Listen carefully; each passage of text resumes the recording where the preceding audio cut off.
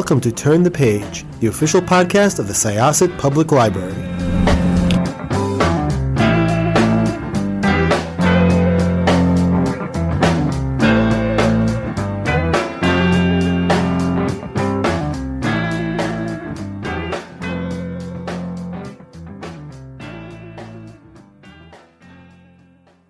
Hi, this is Stacey Menger, Reader Services Librarian, one of your hosts for Turn the Page podcast. I'm here with my co-host, Jessica, Community Engagement Specialist and also a librarian. Woo. And we're here very happy to talk with our guest author, who is Elizabeth Bass, who writes as Liz Ireland and also as Liz Freeland, but mostly as Liz Ireland today. So. Well, welcome. Welcome. Split personality you're talking to. I love pseudonyms, I have to say. I'm like always a fan. And I'm especially like a big fan when you find out that you're fans of, both, Oh, yeah. and they're one and the same.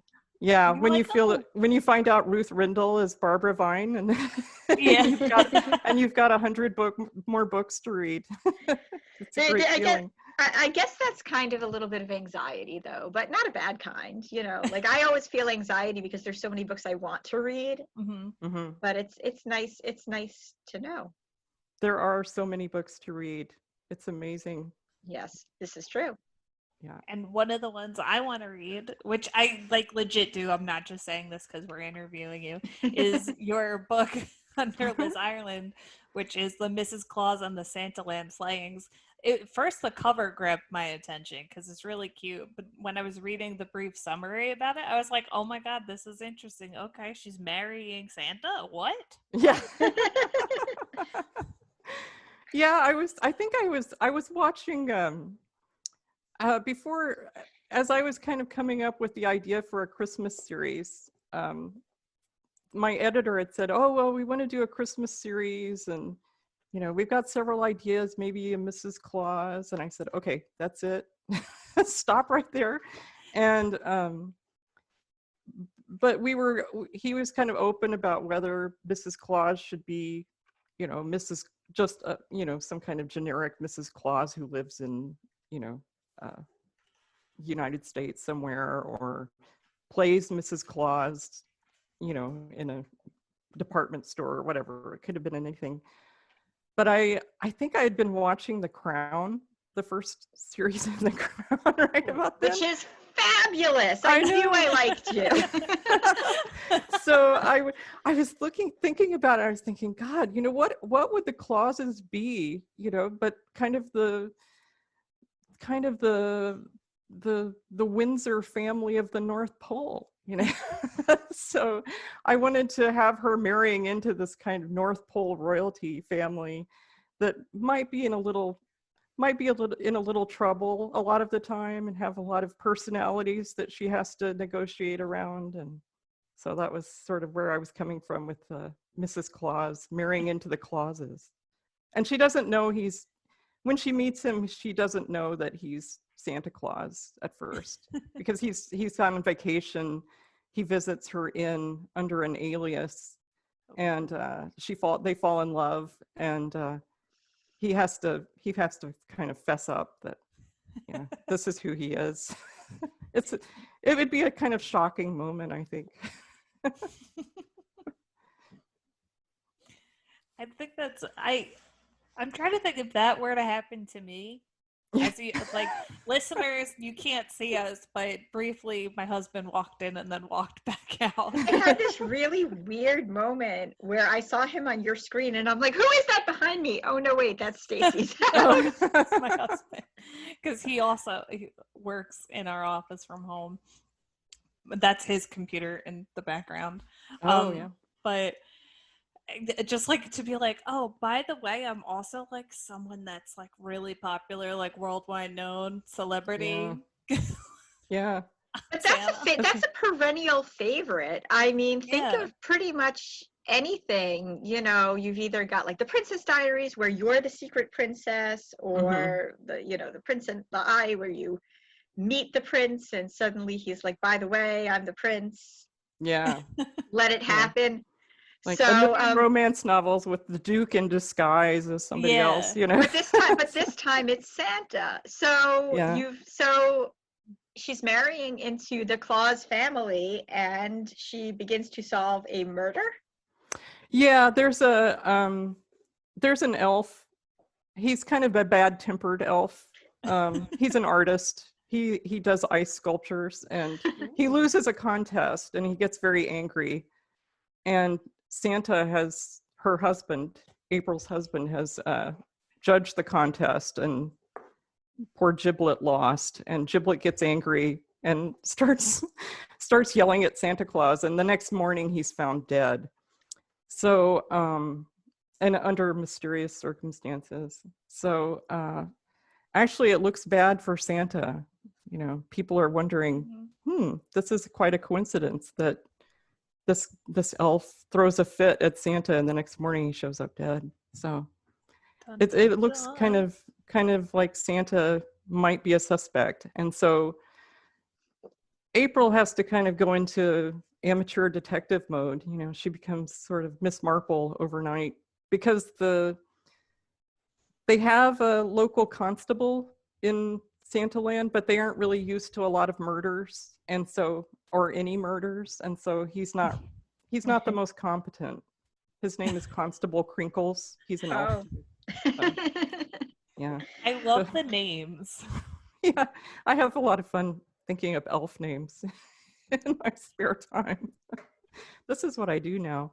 I think cozy Christmas stories are such a favorite of people for so many reasons. Yeah, they are. They just, I don't know. It's sort of like when you were a kid and you wanted to watch Rudolph and the Charlie Brown Christmas Story every year over and over. I think that's sort of like what cozy Christmas stories do for us. You know, it's just.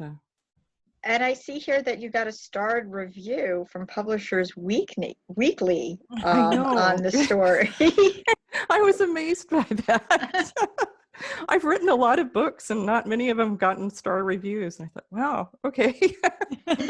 But no, it was good because this was actually my first cozy mystery. And so I felt, I don't know, it felt good to have that kind of, I don't know, vindication, or I don't know what you would call it, affirmation going forward. So it's your first cozy mystery. Are you a fan of the genre? Do you read a lot of it? I do. I like cozy mysteries, but mostly I'm a little odd because most people say, oh, write the book you want to read. But I've always written sort of different books than what I really crave reading. I always read psychological suspense. I love police procedurals. Like Tana French is so great, and Jane Casey and all those. I love British books too, I have to say. I'm very fond of them, so, both on television and reading them. So, but I've always liked cozy mysteries too, and I love the fun of cozy mysteries. I like humorous things too. So whenever I want something funny, I usually turn to a cozy mystery. And traditional mysteries, you know, like I love golden age crime mysteries too, which usually have a little humor in them. But I feel like people like having the humor. I've recently found I like having humor in a book that I'm reading. Yes. And I'm like, oh, like, yeah, I get that's funny. I get this. And yeah, I like seeing it more because sometimes I'll read like humor, like romance, humor chick lit to start off stuff. And I'm just like, oh, no, like it like brings it fun. Like I'm a fan of gore stuff. Like Jessica knows I read a lot of dark stuff normally. And I'm like, oh, this book is so messed up. And that's she's the one, she gets me, she really helped me on my leap from being a children's librarian of 15 years to adult like, literature. But yeah, you know, I mean, but I feel like cozies, they're almost like sugar cookies, you know. They've got there's something for everybody. And it's pretty much any any setting possible. I mean, Yeah. So like Santaland. like Santaland, yeah, absolutely. And I love the fact that like you put together like almost like a royalty of Santaland. Yeah. So were you basing the characters specifically on the Windsors, or did you kind of? Well, they're not really the Windsors, but I just wanted to have a kind of like inside the palace feel. They live in a castle on top of Sugar Plum Mountain, Castle Kringle.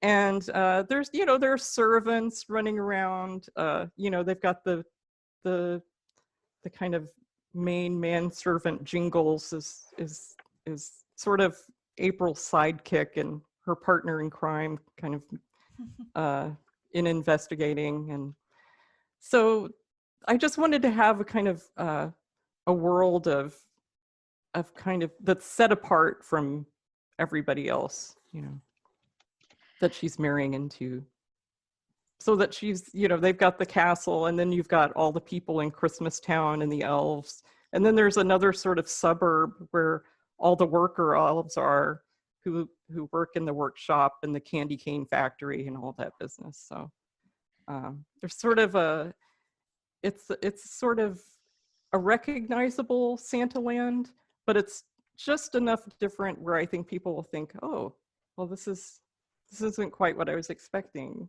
because there are tensions among the elves and tension between the elves and the humans, which are mostly the Claus family, because they live up on the mountain in the nice places and have the sort of privileged lives, while the worker elves are just the worker bees of the whole country. So they're trying to change that. There's a little kind of revolution going on in Santaland at the same time. I love it. And like, I have to ask, does April communicate with anybody from her former life? Is she allowed to, or does she have to sort of mask who she is now?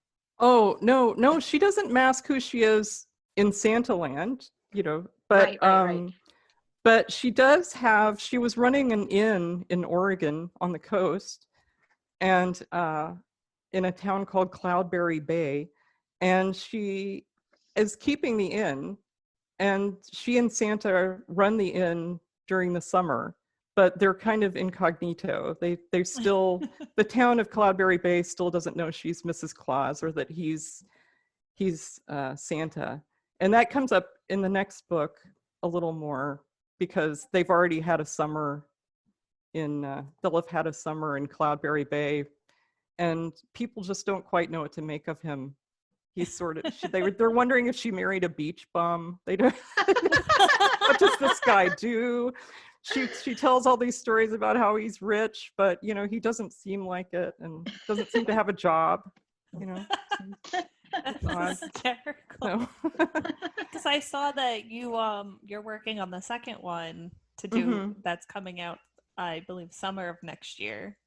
Yeah, it's going to be set around Halloween, because April, Mrs. Claus, really loves Halloween, but they haven't really ever celebrated it in Santaland before. So she wants to bring Halloween to Santaland, and things get a little out of control.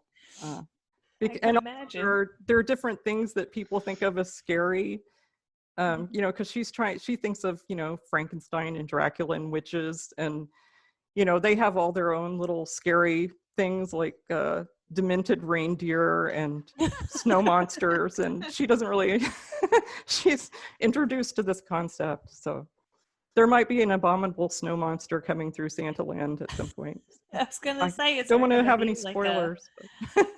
But it sounds like it's almost like a reverse of Nightmare Before Christmas. Instead of bringing Christmas into Halloween Town, Halloween Land. Yeah. I forgot what they call it. It's bringing Halloween into Christmas Town. Right, yeah. I think it's cool, because when I was reading the summary of like, oh, this looks interesting, and I'm just like, I can imagine being in Santaland, being like, what's this? What's this? What's this? What's this? Have my own Jack Skellington moment. Yeah. But I like it because it evokes that, which is like a movie that I love. But I also love, even though I don't celebrate Christmas because I'm Jewish, I celebrate it anyways. But I feel like I love watching the films and all that like nostalgia. But you have like, you make it, you said like it's not quite, all perfect. There's tensions. You make it realistic. You make it more human, even though there's talking reindeer and snowmen and elves. Yeah. You have the like it's believable. It's not like Oh, I'm yeah. too far off of like, oh, like okay, like fantasy.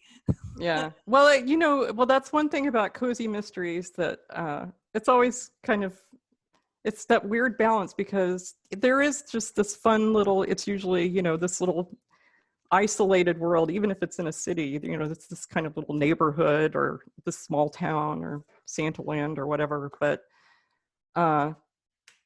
But then there are all these murders that have to happen. So you're kind of balancing, fun and, people you want to meet over and over again with the idea that, oh yeah, but these murders keep happening here.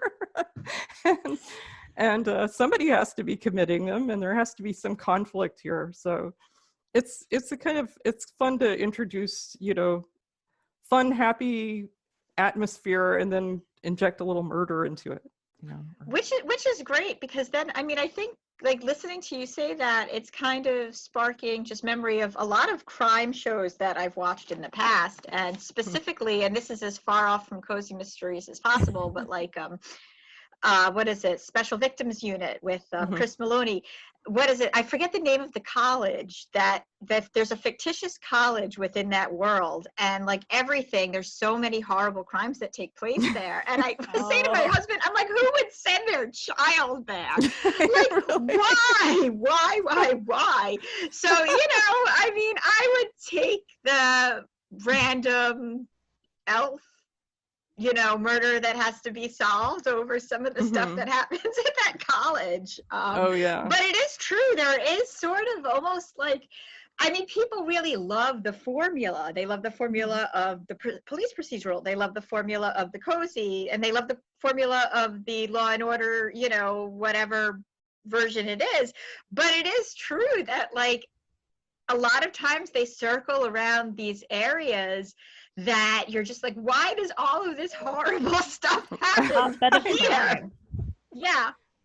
Yeah, and you kind of have to develop a little amnesia or else that, everybody would be talking about it all the time. Like, well, this came up with another cozy author recently, although I think it was more off screen, the movie Hot Fuzz. I don't know if oh, I don't know that movie. It's a Simon Pegg and Nick Frost movie. They're British, but basically the main character is sent to take a job in a cozy little town in Britain, which is supposed to be like town of the year always, but there's always these accidents that happen there, and it's not cozy. It's very gory. So if anybody's listening to this and expecting this to be cozy, it's not. But I don't want to give away why this happens, but that becomes the focal point, and everyone's just like, oh, another accident. And the police, like, oh, well. The police officer who's used to the big city is like, this many accidents do not happen. Like, what is going on here? Which it's an entertaining movie. It's an entertaining movie, but I have to watch that. Yeah. It almost makes fun of the police procedural in a way, and but like throwing the cozy town because they have the small supermarket and they have the garden shop. And then you just have this like cop that's like the ultimate like police officer, everything to a T, like knows everything, and he's like no, this is not. How do you not see what's going on? And people are like, oh, it's fine. Oh, that's hilarious. But yeah, so I mean, I guess there's humor in that. Otherwise, I don't think I could have taken the other parts of that movie. But speaking of which, so when we're talking about movies, do you have like a favorite mystery series or a cozy series? Or movie, TV show or movie? Yeah. Oh, TV show or movie? Huh. Well, let's see. I love all the British Broadchurch, River, all of those mysteries. Actually, I love the books of Tana French, but I tried to watch that mystery series they made of her books, and I didn't like it as much. I didn't even know they made that. They did, and I just watched the one that was based on the first book. Okay. The In the Woods. No, not In the Woods. What is the first book called? Something about the woods. Something. I'm gonna get it wrong. I'll look it up. Maybe it is In the Woods. I'm thinking of Ruth Ware also has. In the dark. Yeah, in the dark. So dark In the woods. Woods is the first one, and In the the Woods dark, is the first one. So it's based on that one, and it just goes a little too dark. They're just missing something, I think. But so I was watching that recently and thinking, thought I would have really loved that one, but I didn't. But I love what's the one, Happy Valley? I thought that one is so fabulous. That one is so good. Yeah. And the only sad thing about the British series is that they just don't last as long. Like I'm ready for Happy Valley to go on for 10 seasons, but they don't. Oh. So. And another question, I guess I'm just thinking, do you have a favorite Christmas story or film or TV series? Not TV series, like. Well, I love old movies. So I love all the old Christmas movies, like Christmas in Connecticut and Shop Around the Corner is probably my favorite one of my favorite movies ever. Which I guess it's considered a Christmas movie, I think, because it kind of ends at Christmas and it's got that great ending. I love It's a Wonderful Life. It was always one of my favorite movies. I have arguments with people about this because they think it's cheesy, but I think it's a really good movie. Trying to think of other ones. No. I like, this is going to sound ridiculous, but Mickey's Christmas Carol. Oh, dude, I've never seen Mickey's Christmas Carol. So when you were talking before about getting back to your book about April bringing Halloween to Christmas, it kind of reminded me of the Christmas Carol in general. And how like apparently telling scary stories during Christmas was a tradition at one point. You have like a Christmas Carol, which is a ghost story set in Christmas. But yeah, Mickey's Christmas Carol was, like Disney Christmas Carol, but it was genuinely scary to people, including myself at points. Oh, really? Wow. Yeah, and like they had like Scrooge McDuck was Ebenezer Scrooge, but it was but it was really, really good, and it was a really good adaptation of A Christmas Carol for children, and it still sticks with me. And like I said, I thought it was scary as a kid, and then my kids turned it on last year, and I'm like, don't watch this is too scary. And they're like, Mom, this isn't scary. And they were 4 at the time. Yeah. No, I thought you were going in terms of scary, because I thought you were going to say like Krampus. No, I have not seen that yet, but I would like to. I haven't seen it, but I know the like legend behind it. Yeah. Or the story. No, I like Frosty from back in the day, but I'm also a huge fan of like Love Actually. Oh yeah. I also like I like Home Alone. Oh, that is a Christmas That's a funny movie one. For sure. Yeah. Yeah, the first one, and I'm trying to think of it. I keep forgetting if you want to throw some scariness into it. I love Gremlins, but I don't consider it a Christmas movie. But it is a Christmas movie because it happens during Christmas. Well, I don't associate it with. In the Halloween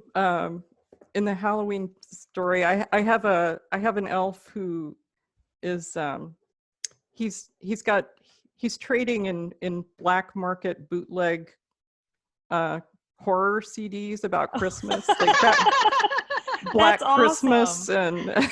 This sounds like the most fun thing to write ever. I know it is. And I have to say, this has been the best year for writing about elves. It's just been so great to be able to think, okay, I'm going to shut down all the social media and the news and just write about Santaland for 8 hours. It's been really nice. But yeah, but there's an elf who gets in trouble for his black market, trying to bootleg Black Christmas. And then when Halloween comes along, he's got a whole new, series of movies he can sell. Horror movies. They're not allowed in Santaland. I could imagine why not. But is this a series that you know how many you're going to go into, or it's just like fly by the seat of your pants? We're flying by the seat of our pants right now. It depends on how popular they are. That's always that's always one thing. And then I've kind of imagined it so that it doesn't have to be for Christmas. We want to do one where they go to the coast, like maybe for another holiday, maybe 4th of July, Oh, cool. Santa's, doing them incognito in the oceanside town would be fun. We had actually thought about doing a Santa cruise for a while, but now cruise ships have become not as fun sounding as they used to be. So no, I'm glad I didn't write that one. Yeah, because crazy times with everything going on this year. But Yeah. Did like COVID or anything affect your writing or your publishing schedule? It hasn't so far, not for me. I know that a lot of books have been pushed back to next year, but none of my books have. And it seems like people are reading more than ever. I know, I'm reading a lot, so I imagine, and I know one of the first things people wanted opened up in my town was the library. So I'm sure you guys felt that too. Or do you have people coming into your library yet, or are you still doing? We do. We're open, I'd say since the end of June. We've been open back to our full hours. Oh, good. And I'd say in the past month, you could correct me if I'm wrong, Jessica, in the past month, listeners, it's like the beginning of November as we're discussing this, but in the past month, maybe month and a half, we've let people come in and sit for an hour or longer if they want to, because we haven't gotten a lot of people that cram the but they have to wear masks the whole time. Yes, everyone has to wear a mask. But you can, if you need to study for an exam, like we've had a few college people come in. I know nothing about kids coming in because as a reader services librarian, I deal mostly with adults. But we've had a lot of people interested in like taking out, we have book bags where we have usually like 10 copies of a book and like some info about the author or discussion questions. Come for that, or trying to think of what else I come for. Books. They've loved coming in to be able to browse when we let that happen instead of like we're only allowing people in for certain hours. Now it's like come in out, but it's still a lot of people do the curbside. But they were happy when we opened up, and I've been happy to be able to like get my hands on books because when we did lockdown, and I was like I took one of we lend out Nooks with preloaded books. I took out that. I was like, all right, good. But I will fully admit I didn't read anything on it. And that's because my kid is a baby and all I read are baby books right now. Yeah. With the exception. So that's been fun. So I'm excited to get really back into reading, even though I've been back at work for a while, but I'm excited for your book to get my hands on it because it just seems so fun. And like now that Halloween's over and I don't need to read about all the scary stuff, I could read about Christmas things because it's such a fun time of year and so many things with Christmas, which I feel also apply to cozy mysteries. I had a friend I was talking to last night and I had sent her a copy and she said, I think I'm going to save this for the Christmas season. And I thought, that's a good idea.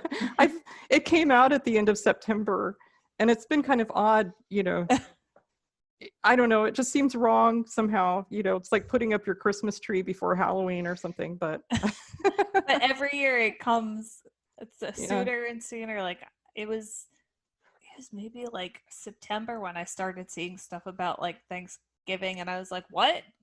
I got like a thing about like Christmas clothing and holiday clothing. I was like, it's not even Halloween. I'm not gonna look at this. But that wouldn't affect me reading it. I just think it's, good. A good book's a good book. Yeah. But at the same time, it's 2020, and I just feel like, okay, well, people can read about Christmas whenever, or put up their lights in August if they want to. Let's just whatever gets you through. Yeah. But I wanted to say thank you so much for talking to us today. Oh, it was fun. Would you come back next summer? Come back whenever. Open invitation. Oh, good. I'd love to. Yeah, it's been fun talking. I don't know if did we talk about books much? It seems like we just talked about movies and stuff. So it was fun. My favorite thing to talk about. It's always exciting. So, listeners, we've been talking about I totally was going to ruin the title and be like, what am I talking about? The Santaland Mysteries. The Santaland Mystery. Murders. Mrs. Claus and the Santaland Slayings. And it's very exciting. You could contact and ask a librarian about the books. And this has been another chapter. We're going to close this chapter of Turn the Page. I almost got that wrong. This is your host, Stacey Mencher. And Jessica. With our lovely guest author, Liz Ireland. Thank you so much. Yes, thank you. She did mention before she has other books under different names. Check those out too. Yes. I also write a historical mystery series under the name Liz Freeland. So I was looking about that. I think it's really cool that you did like World War I. It was before around that time. I mean, around New York City around World War I. So yeah, that's exciting. Yeah, it's a little different than Santaland. So, but it's been fun talking to you. I really appreciate coming on, and hope we get to talk again. Absolutely, without a doubt. Thanks so much. All right. Thank you. We'll reach out. Okay. It's time to close this chapter of Turn the Page.